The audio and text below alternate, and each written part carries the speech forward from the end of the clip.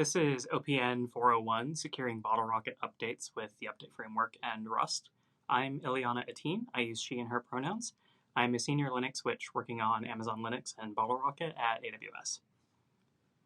AWS. In today's talk, we're going to be talking about Bottlerocket itself and its underlying update system, and then how that update system is built using TUF, the update framework.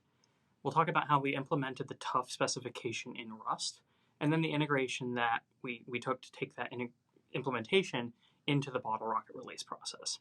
Then finally, we'll talk about what it'll take us to get to a stable release of that library and call it version 1.0.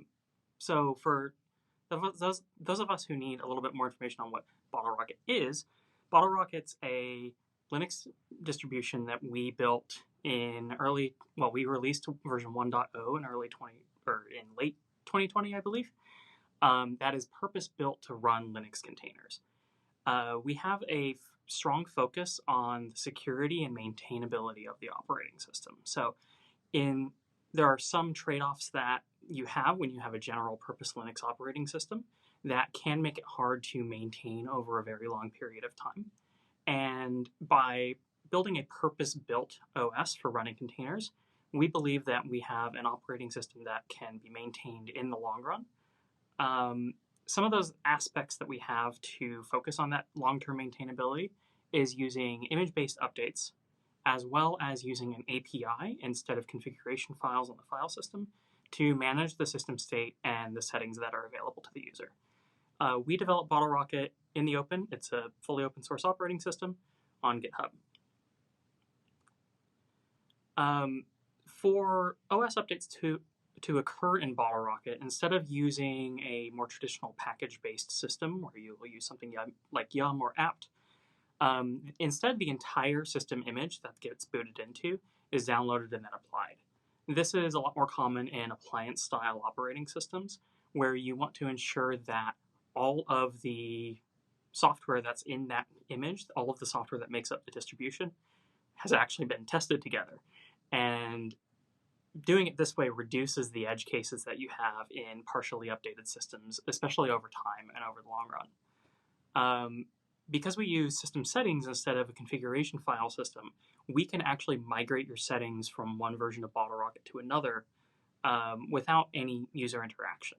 So rarely do we expect to have a sort of breaking change where a user actually has to interact with the OS in order to be able to perform updates. That's one aspect of why we think Bottlerocket is a more long-term maintainable distribution for most containers users. Another important aspect of this OS is that upgrades are supported, but so are downgrades. If an upgrade ever causes your workload to fail for any reason, we really believe that you should be able to downgrade that back to the older version. One aspect that makes that possible is the settings migrations, and they allow you to move to a new version as well as move back to a prior version of the settings schema. So the way operating system updates work in Bottlerocket on the actual disk itself is, well, we have an example of a Bottlerocket disk here. It's got two partition sets that we call here set A and set B. Right now we're booted from set A. And then there's a little bit of OS data at the end. That's used to store settings and migrations, things like that. When an update is available, the update system will download those disk images, verify them, and write them out to the previously blank partition set B. Then the update system will download the migrations that are necessary on boot to move to the new version of the settings schema to the data partition. Then that partition is set as active. That means on the next boot, the bootloader will see, okay, this is the higher priority partition. I haven't successfully debooted it before, but I do have a try remaining to attempt to boot it. The reboot happens, and the OS reboots into partition set B. A lot of different things can happen at this point. The ideal thing that happens is that the system boots up correctly, the init system loads, the migrations get run, and all of the system critical services come up. If they don't, then the partition is not ever marked as successful. And if a kernel panic happens or a reboot is triggered for whatever reason, the bootloader will actually roll back to the first partition set because set B has already had its shot at trying to get booted and has failed. Once all of the system critical services are actually up and running, that partition set is marked as successful. So then the process repeats itself, where part A is now the inactive set. If you have an update, you can write it to partition set A, and you reboot and you're upgraded again. There's a number of files that are necessary in the updates repository to make this all work. You have to have the operating system images, of course, but you also have to have the settings migrations, which in Bottlerocket are actually binaries that get run by the operating system on boot. These have to be statically compiled binaries in order to support older versions of Bottlerocket upon downgrade. And so this can be tricky to keep track of everything and make sure that everything is actually running correctly. So you need the metadata to say, hey, here are actually the names of the migrations that you need to run between version A and B, between version B and C, as well as some metadata to control the rate at which updates are performed. Because we want to make sure that when we publish an update, 100% of systems worldwide aren't suddenly using it. We want to be able to make sure that the first 5% of systems that upgrade do so successfully, and then ramp up the speed of the update over time. So underlying that update system for Bottlerocket is TUF, the update framework. TUF is a framework and a specification for securing software update systems. It's actually really incredibly flexible. It is essentially a system for describing a set of files and what those files are supposed to look like. What is their cryptographic hash, what size are they, and what are they called? And it does so in a particularly clever way because it mitigates a significant number of known attacks that are common across software update systems. The specification for TUF is available on their website online. So looking back at Bottlerocket's update system, we have a number of individual update files that we need, and TUF calls these targets. So you might have a target for an operating system image. You might have another target for a migration that moves you from one version of the settings to the other. You might have a target called manifest.json if you're building a Bottlerocket repo that lists all of the different versions of Bottlerocket, what migrations you need in between them, and what are the names of the individual image files that you need to download, decompress, and write to disk. On the TUF side of things, you list those targets in targets.json, and you list them with their file name and their cryptographic SHA-256 hash and the length of the file. Then you list all of the signing keys you use to sign these metadata files.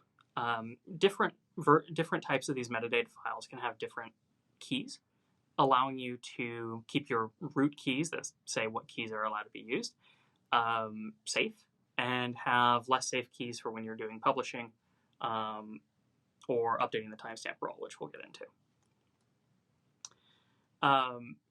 Your snapshot file is responsible for listing all of the metadata, all of the versions of all of the pieces of metadata in the repository. That's especially useful to prevent you from being able to mix and match, either accidentally or on purpose, different versions of the TUF metadata. So you know that you're always getting a consistent view of what the repository should look like. This is a common problem in a lot of software update systems where you have many different pieces of metadata that have been added over time, and listing a consistent set of version numbers in at least one file allows you to verify that you actually have a consistent set of data that you've downloaded from the update server. And finally, the timestamp role. It's designed in the specification to be much shorter lived, usually a few hours or a day or just a few days until the signature on it expires. And that helps you ensure that you are actually getting fresh metadata, which can be a problem for a number of reasons. Someone can be trying to stop you from getting updates to your system, or there could be an issue with the update server. These are having a timestamp check early in the process allows you to very quickly understand, I'm not getting updates because I'm not seeing the most recent version of the metadata. So the way this actually works on the client side for the update framework is you start with a trusted root.json file. You start with a file that has all of the individual keys that you trust and which keys are allowed to sign which types of files in TUF. So we have one. It's called root.json. We just say that the version number in it is 1 right now. But it's possible that we've rotated those keys since then, or the root has expired and we've had to sign a new one. So what we can do is actually check for a newer version of the root.json. So let's check for a version 2. We fetch it from the update server, and we get a 200 OK back from the server. So there is a version 2. We then parse that file, check that it's signed by version 1 and also signed by itself, and we then use that for the rest of the process. We'll also check for a version 3. We want to be able to upgrade from a version 1 to a version 18 if we have to. So we'll check for version 3. We get a 400 style error from the HTTP server. That tells us we don't actually, version 2 of the root is the latest version. So that's what we'll stick with for the rest of the validation process of the metadata. Once we have the correct root, we then fetch the timestamp. That timestamp file will tell us the version of the snapshot role, as well as ensure that we're getting a fresh copy of the repository. We take the version of the snapshot role, and we can use that to get the version of the targets role. And then we fetch the targets role, and we have all of the targets that we want. And we've verified through this process by checking the signatures on every single one of these JSON files that we have, checking them against the list of known good keys that we have, that we now have a signed copy of what are the names of the files, what are their SHA-256 sums, and how long are they. A number of really useful aspects of the update framework include these. One of my particular favorites is consistent snapshots, which I honestly think should be enabled in pretty much any TUF implementation out there. If you have consistent snapshots enabled, all of the metadata is referenced by its version number, all of the targets are referenced by their hash. So even if you change the contents of a target or publish a new version of a piece of metadata, every single file is referenced by something that describes it, except for the timestamp, the entry point to the repository. This ensures that your clients always have a consistent repository state, even if they're fetching files in the middle of an update being published. So it helps reduce, because of the snapshot listing all of the individual different version numbers, instead of getting an error when there's an inconsistency, you just don't have that inconsistency. So it can reduce errors in your update system while you're deploying updates. TUF uses a completely independent public key infrastructure. So because it's relying on the keys in a trusted root metadata file. What this means is that if your threat model for your project does not assume that you need an authenticated transport like HTTPS, you can actually use plaintext HTTP or some other plaintext mechanism, and those repositories can still be trusted and verified that they're coming from the right place. There's also significant flexibility in implementation, as we've learned doing an implementation of TUF. It's all JSON-based. The cryptographic primitives are, there's 3 different ones you can use right now: RSA, ECDSA, and ED 25519.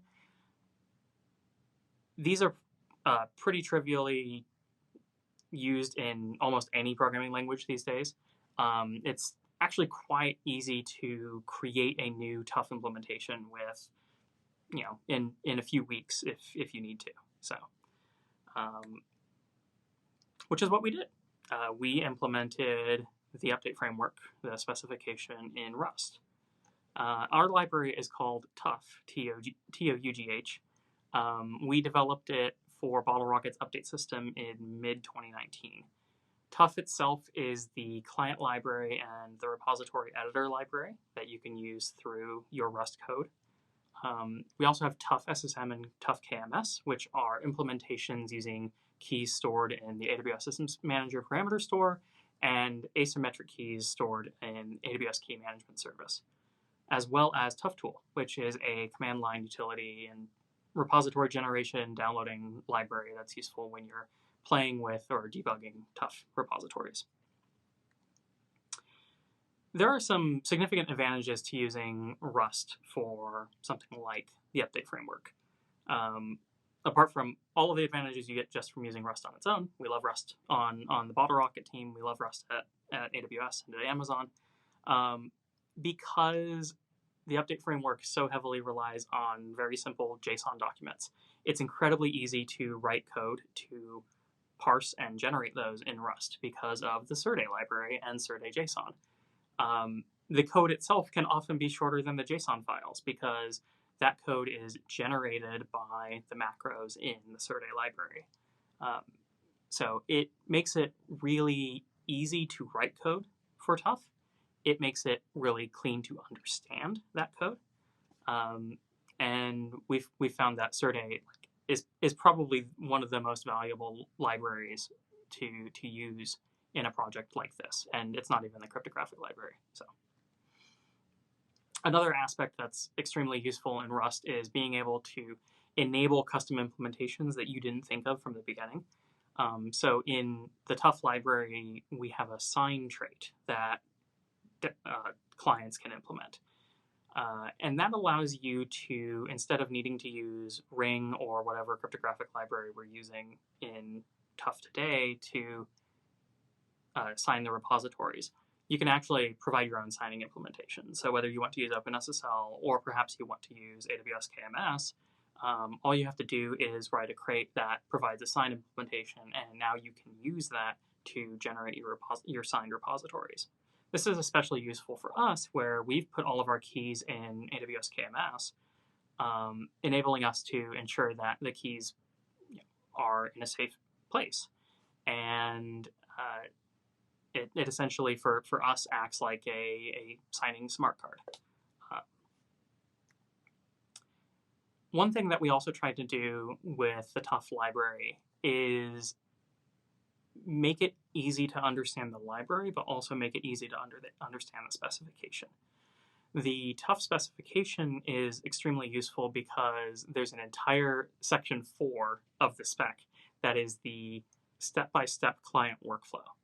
And we've replicated that client workflow step-by-step in our source code. We put in comments into the source code saying, hey, here's exactly what the specification says you do for this section, and then the code that matches it. It makes code review really easy. It makes auditing the library really easy. I would love if more cryptographic specifications actually included that, like step-by-step, here's what you do as a client, because it makes it so easy to write this code and review it and make sure it's correct. One thing that's relatively new for the TUF library is the repository editor interface that we're particularly happy with. We use this interface throughout Bottlerocket's release process with all of the code that we've written to automate a lot of the work of taking, hey, here's your operating system artifacts, here's your migrations, here's your metadata, and actually turning that into a TUF repository purely with Rust code with no user intervention required. It helps make sure that as we're publishing these things, we're doing so in a safe and repeated manner. And because it's a generic library, anyone who wants to build a TUF repository with this code can do so with either Rust or with TUFtool for shell scripting. So speaking of that Bottlerocket release process, one of the parts of Bottlerocket that we've built is a tool called PubSys. And it is the tool we use for every single Bottlerocket release. Essentially, when we were working on developing Bottlerocket, we would build the operating system images, but then we would have to handcraft the TUF repository using TUFtool, using a bunch of things. Eventually, we did end up writing that repository editor interface and then built PubSys on top of that. PubSys is pretty simple. You provide an info.toml at the top of the Bottlerocket repository that has all of the necessary information for PubSys to know, okay, here's my current repository, here's where the targets are going to live when I upload them, here's the root.json and all the keys, Here's where my signing key is in KMS, so on and so forth. You run cargo make, it builds your image, takes 30 to 60 minutes on, depending on the type of hardware you have doing the build. And then cargo make repo will just build you a TUF repository with the current version of the image, all of the migrations that are necessary. One of the things that we're really excited about doing with Bottlerocket project is not just having the OS itself be open source, but having all of the tools required for us at AWS to build a version of Bottlerocket available for our customers and for users of Bottlerocket to use. Because we know that Bottlerocket is not a one-size-fits-all distribution, and it's also useful to build a container distribution with your customizations. So we want to make sure that all of the tools we're using are also the tools that you can use. So apart from PubSys, which just really simplifies actually publishing the Bottlerocket images and the updates, there's also the timestamp.json refresher, which is I believe it's a Lambda task that will automatically go and re-sign the timestamp.json file with the signing keys that are used for the timestamp. That helps us make sure that the expiration time in the timestamp file is sufficiently small, as well as a canary to ensure that the repository is actually always correct and valid, and that we haven't accidentally pushed an incorrectly malformed repository or some other issue. And so it's a Lambda function that periodically randomly will fetch targets from a TUF repository to ensure that all of the targets work, but also all of the metadata in the repo works. One of the interesting things about this canary is we've also built it to fake the current time. So you can use it as a canary to say, oh, the repository is going to expire in 3 hours, 3 days, whatever. There's a little bit of work we have left before we want to call the TUF library a 1.0 stable Rust library. A really, really big important thing that I think by the time this presentation is published, we'll either have done or we're very close to doing, is getting rid of the lifetime and type parameters that are used all throughout the library. In Rust, if you can make a zero-copy library without it being a huge pain for your users and your downstream consumers of that library, you ought to. Once it starts to become a pain, you should get rid of that, and you should make the library more ergonomic to use and easy for developers to get into quickly. That's the sort of hurdle we're at right now, is we have to figure out how to make this library easier to use, especially as we started developing our own tools and have run into significant issues with lifetimes and type parameters. So there's a lot of generic work going on in the TUF library that we can sort of elide and make the library significantly easier to use without actually affecting its operations. Another really important thing that we need to do is make it so that the transport and sign traits actually allow you to use async and await code in Rust. Right now, our implementations for TUF SSM and TUF KMS rely on a version of Risotto that uses async await. And so integrating that into our async unaware traits is somewhat difficult, quite hacky, and a little fragile. So making the entirety of TUF async aware is one of our priorities for 1.0. Another just like code hygiene flexibility thing is that all of the schema structures, the Serde generated structures, end up requiring every single parameter, even though in a lot of these structs, most of the parameters are actually not required. So we can use the builder pattern to help reduce that development friction.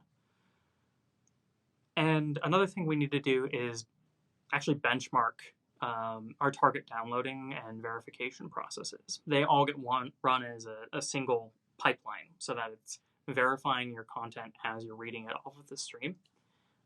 We want to ensure that that's actually fast and make sure that we're not bottlenecking anywhere.